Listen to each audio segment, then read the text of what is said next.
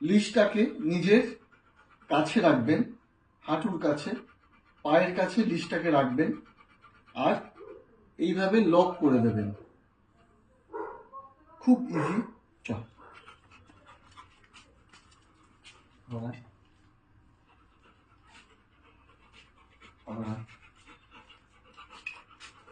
আবার বস। এইভাবে বাড়িতে লিশ পরিয়ে তারপর লিশে হাঁটা প্র্যাকটিস করবেন। বাড়িতে প্র্যাকটিস করার পরে তারপরে রাস্তায় বেরোবেন। আপনারা চাইলে যে কোনো ফ্ল্যাট কলার ইউজ করতে পারেন, যে কোনো কিছু ইউজ করতে পারেন, কিন্তু বাড়িতে প্র্যাকটিস করবেন, তারপরেই রাস্তায় বেরোবেন।